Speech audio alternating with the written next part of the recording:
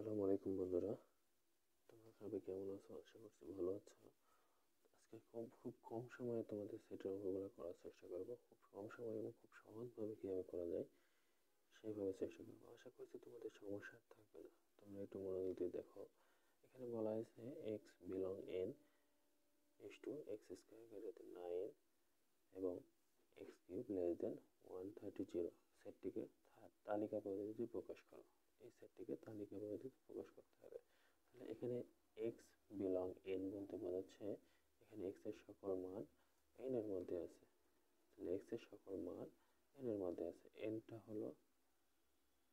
হলো স্বাভাবিক সংখ্যা। তোমাদের বইয়ে এটা সুন্দরভাবে দেওয়া আছে। এটা হচ্ছে স্বাভাবিক সংখ্যা। তাহলে এন কে আমরা এন সমান সমান আমরা কি লিখতে পারি? এন সমান সমান আমরা লিখতে পারি 1 2 3 4 5 6 7 ডট ডট আরো অনেক সংখ্যা লিখতে পারি। হ্যাঁ, আরো অনেক সংখ্যা লিখতে পারি।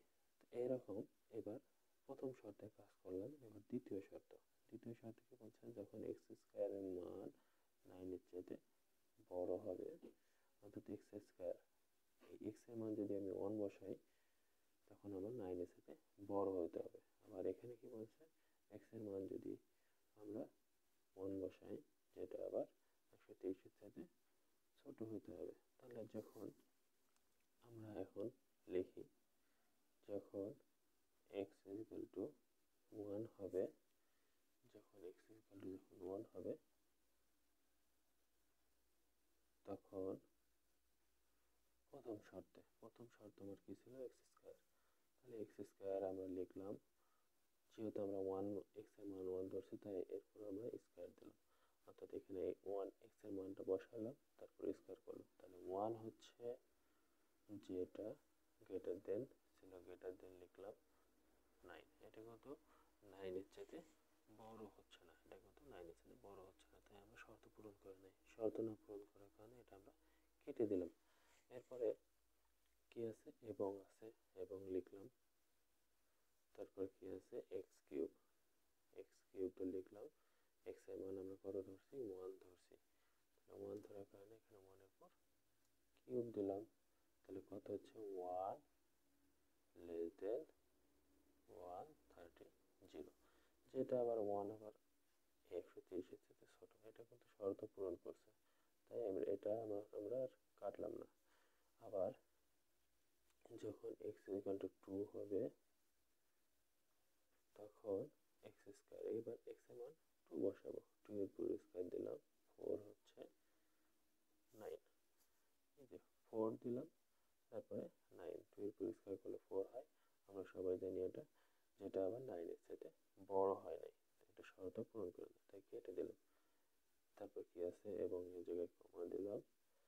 এবার এক্স কিউব, 2 এর উপর কিউব করলে আমাদের 8 হবে, যেটা আবার 130 এর চাইতে ছোট।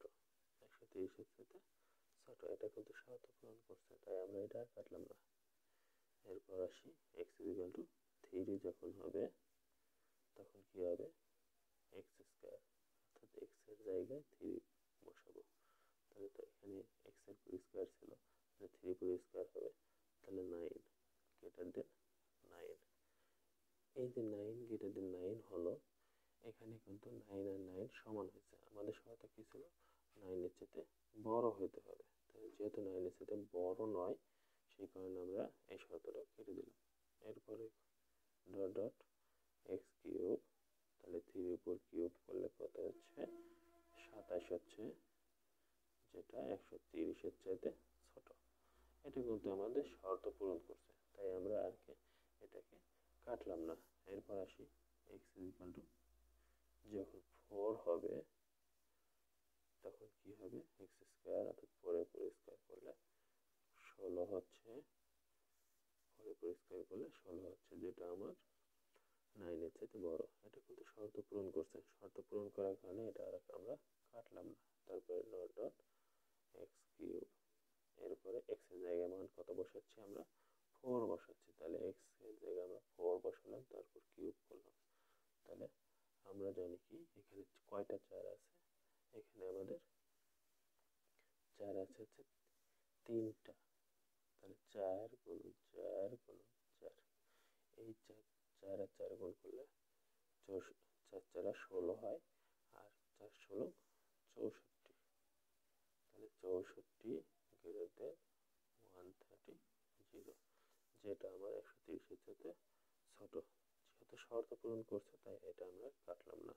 এরপর আসি x যখন 5 হবে তখন কি হবে, x স্কোয়ার লিখলাম, তাহলে x এর মান কত বসাচ্ছি, 5 বসাচ্ছি, 5 বসালে তারপর স্কোয়ার করলে যেটা হবে সেটা হচ্ছে 25 গ্রেটার দেন 9। এটা কিন্তু 9 এর চাইতে বড়, তো 9 এর চাইতে বড় হওয়ার কারণে আমরা আমাদের এটা শর্ত পূরণ করছে, তাই এটা আমরা কাটলাম না। এরপর কি আছে, x কিউব, তাহলে 5 এর উপর কিউব বসাইলে কত হচ্ছে আমাদের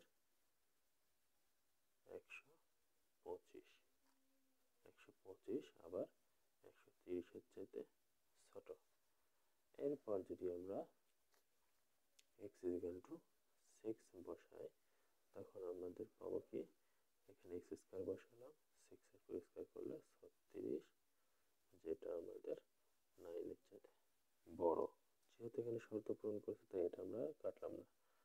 এরপরে কমা x কিউব, তাহলে x এর মান আমরা কত বসাচ্ছি, 6 বসাচ্ছি, তাহলে x এর মান আমরা 6 এর উপর কিউব করলে আমরা কত পাই, যেটা 216 পাই, যেটা আবার 130-এর চাইতে বড়।